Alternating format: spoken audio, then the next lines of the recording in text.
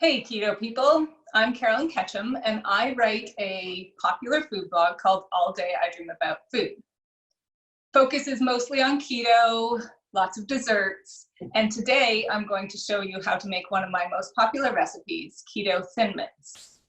Now before I start, I want to talk about how strange this is to be doing this on Zoom and how disappointed I'm sure we all are that KetoCon can't happen this year. But it gives me a chance to invite you into my kitchen. This is actually my space where all the magic happens. And to show you with my own equipment, which is nice and makes it much easier for me to do, how to make things. Besides my blog, which is relatively popular, hopefully you've heard of it, I am also the author of 6 keto cookbooks. And today we are making a recipe out of The Ultimate Guide to Keto Baking. We're basically making the chocolate wafer cookies, which can be used for a lot of things. So I already mentioned the thin mints, which is one of my most popular recipes. You can make them into keto Oreos. I have made them into, let's see, I have an icebox cake on my blog made with the wafers and whipped cream and strawberries. I have done for my daughter's birthday in the fall last year, I made cookies and cream frosting for her cake. And I also have coming soon an Instant Pot cheesecake that is cookies and cream as well. All of this using the same basic recipe. It's super versatile. I've even made, for my kids, I've made a chocolate cereal out of it by making it a little less sweet. You can make it nut-free. You can make it dairy-free, depending on your preferences or your intolerances. There's lots of things you can do with this recipe. So we're going to get started. And today I am actually using almond flour. And this is 1 3/4 cup almond flour. Now, if you wanted to be nut-free, if you had to be nut-free, the best substitution for almond flour is something like sunflower seed flour, which is basically ground sunflower seeds. I even have a video and a recipe on my blog for making your own sunflower seed flour. Let's see what else. You can also, I've done things like this with pumpkin seed flour, but it kind of has a little bit of a bitter taste, so I prefer sunflower seeds if I'm going nut-free. Okay, so 1 3/4 cups almond flour, and to that I'm going to add 1/3 cup of cocoa powder. Now, cocoa powder for Oreos, if you're making the Oreo flavor, you probably want to find dark cocoa powder if you can, because that is what gives Oreos a very distinctive, dark, deep chocolate flavor. I have some right here. This one's from King Arthur flour. It's so dark and so strong, you probably want to mix it half and half with regular cocoa powder. So 3/4 cup cocoa powder going in. Let's make sure it all goes in. And I have here 3/4 cup swerve sweetener. Now, you can use other sweeteners in this recipe if you prefer, but if they're not erythritol based, your cookies are going to take a long time to firm up. They may never crisp up properly, and you want crisp cookies for this. So I definitely recommend erythritol-based sweeteners. Things like allulose, which is very popular these days, and things like Boca Sweet, they tend to make it very cakey and soft. So if you want crisp cookies, I recommend an erythritol-based sweetener like Swerve. So that's 1/3 cup as well. I have 1 teaspoon of baking powder. And I usually put in about 1/4 teaspoon salt. Salt always gives sweet recipes a little more flavor. And we're just going to whisk our dry ingredients together. And I hope you can see what I'm doing, but I'm going to talk you through it and I'll try to show you the finished product at the end.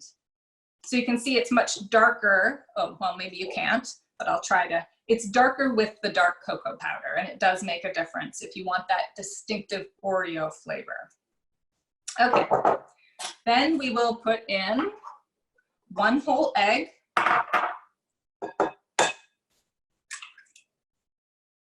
And it stayed melted, that's good. I had this done earlier and it was had solidified, so hopefully it's still melted enough. I have 2 tablespoons of melted butter. If you want to be dairy free, it can be coconut oil, it can really be any oil you want. And let's see, half a teaspoon vanilla extract. And that's it for the wet ingredients. And now I'm going to just stir them completely, working the wet ingredients into the dry ingredients until it becomes like a dough. This takes a little bit, and sometimes if you're, depending on what cocoa powder you used, or if you just mismeasured a little, it can be a little too dry. And in that case, I always recommend adding a little extra oil. Don't add any more egg, and don't add water, as that'll tend to make them too soft. It can take a little bit to get it all worked in. And then once it's worked in, it'll start to hold together really well. And you can tell when it's ready. And I might need a little bit more butter, but I don't think I will. I think I can keep working it in. I always recommend also a rubber spatula like this one to really work your ingredients together. Just kind of squishing them together. And then it's usually, yep, this is about ready. It's ready when you can take some and squeeze it together like this, so it holds together. Let me wipe off my hands. Okay, now comes the fun part. This is where you get to do some work, and a little elbow grease goes into this. We're gonna roll it out, and I have here a nice big silicone mat, and I tend to like these for rolling it out. You can use parchment, but the silicone mats tend to not move around too much as you're rolling it out, because you have to put a fair bit of pressure on there. So let's see, I'll just try to get about half of it to show you how to do this. I kind of squish it together again and into a disc. I'll move the rest of it out of the way, wipe my hands again, and cover it with either wax paper or parchment paper. And you're just gonna roll it out, and you can really roll it to any thickness you want. You could take it to an 8 really not sure I can say that, 1/8 of an inch thick, or you can do a 1/4 inch. If you're doing Oreos, I recommend them slightly thicker so they resemble Oreo wafers. But for the Thin Mints, it really doesn't matter how thinly you roll it. The most important thing is that you roll it evenly so that all your cookies bake at the same time. You don't want one more thin than the other, and then it's baking a lot faster and some of them get burnt. So let's get this all rolled out, and it does take a little pressure. And I hope I'm doing it evenly. Usually I have to take off my parchment paper a few times to be able to tell. You know, and I've even used a variation of this for chocolate pie crusts. That one usually takes a little more butter, but it's the same basic ingredients. Let's see. Okay, we're gonna go with it here. And we're gonna take a 2-inch cookie cutter. I like this one. I don't even remember where this is from, but I think I got it on Amazon. It's very sharp, so it'll cut nice, clean edges. And you're just gonna cut them out. And let's see how thickly I did this. I also like to take a little offset spatula to get them out.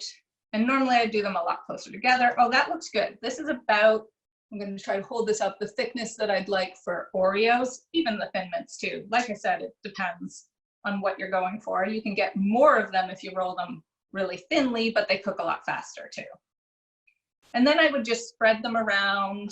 I can do more. Spread them around my cookie sheet. You can bake them either on parchment or on a silicone mat. And I tend to like the silicone mat best because it protects your cookies a little better. And then you just spread them around, and you can gather up the scraps of dough and keep re-rolling them until basically until there's nothing left. And then you usually end up with a tiny little bit, and I bake it into a ball and let my kids eat it. So lots you can do there. We'll take a few more of those. And then I would put it on a nice big baking sheet like this one. with them all spread out, and this would be everything, you know, but I don't want to waste your time watching me cut out millions of little circles.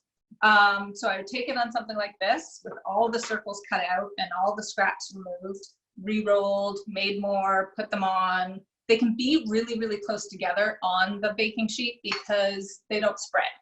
So then I would put these in a 300-degree oven for about, depending on how thinly I rolled them, 20 to 30 minutes. You're gonna wanna keep your eye on them regardless. Some ovens run hot, some ovens run cool. I know mine's actually a good temperature because I actually have an independent thermometer in there. So put them in for about 20 to 30 minutes. When they're firm to the touch, you take them out again. But they're not going to be completely crisp at that point. They need to cool completely before they're crisp. So we're going to pretend we're doing this into my oven, which is not on. And ta-da, look. After 20 to 30 minutes, I pulled out beautiful rounds of cookies, crisp cookies. These are the ones I made this morning, and they are ready to go to make into whatever I want. And I'll hold them up again. These ones I actually rolled very thinly this morning. It was early, only had so much coffee, and I rolled them really thin, thinner I think than I would normally want. But they're great still for the Thin Mints. They can still be the Oreos. If I was going to do Oreos, I would make just a little bit, or maybe depending on how many Oreos I wanted, I'd make some keto vanilla frosting. Sometimes I use cream cheese in that to give it a little more structure with less sweetener, which I tend to like. So, and then you just sandwich them and you've got some Oreos. I'll show you the Oreos. They're actually in the book. I'll show you a couple photos here of keto Oreos. And that's how you would make those. But today I'm going to show you how to finish them off as Thin Mints. Okay, I've got my nice circles. I also happen to have some melted chocolate here. I used Lily's for this, but you could also use Chalk Zero. That works really well as well. I've used them both at different times. I really like Lily's baking bar for melting. And when you melt chocolate, particularly keto chocolate or low carb chocolate, things sugar-free tend to seize up more easily. So I always recommend adding a few, about like half an ounce of cocoa butter. It helps it melt more thinly so you don't have such a thick coating of chocolate on your cookies. So they're lower carb that way. And also it helps keep it from seizing. If you don't have cocoa butter, you can always do coconut oil as well. But always melt your chocolate double boiler style, which means gentle heat. If there's water in here with a heat-proof bowl, that will also help keep things from seizing or melting too quickly or burning. So, okay, so gotta get my other tray here lined with parchment. You can do wax paper as well. And we're just gonna dip our cookies. I don't have a place to put this. That's one of the things I forgot when I was getting ready here. Okay, so take one of my cookies, and I know I have them, my 2 forks, and I simply drop it in, flip it around. Oh, you know what I forgot to do? These are Thin Mints. I forgot to add I'm gonna scoop this one out. This is my peppermint extract, and you probably want, if you're doing the coating for Thin Mints for this entire recipe, you want about 6 ounces of the chocolate, half an ounce of the cocoa butter, and 1 to 2 teaspoons, depending on how strong your extract is and how pepperminty you like it. You want about 1 to 2 teaspoons of peppermint extract. Let's see, we'll add that in. My kids love the Thin Mints, so I can't forget the peppermint extract. Now this actually is an alcohol-based peppermint extract. Sometimes that can cause your chocolate to seize because it's liquidy. I tend to like the oil-based extracts a little better, but this is what I had right now. It didn't seize. Again, the gentle heat's important there. And if you've ever seized chocolate, you know exactly what I'm talking about. It becomes like a gloppy mess, and nothing you do will get it to thin out and to be smooth. So you definitely want to avoid that if you can. Okay, so let's show you one more. I'll do this again, drop it in. Now it smells nice and pepperminty. Smells very good. And I always tap off the excess on the bowl. It's sort of loud and annoying, sorry. Because otherwise you don't end up with all the chocolate kind of dripping off and everywhere.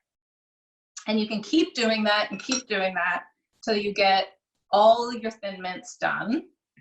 And I actually happen to have a few done as well. These guys here, I'll show you. And I wanted to show you actually one other thing is that these little rounds are nice and crisp. I hope you can hear this or see this at least.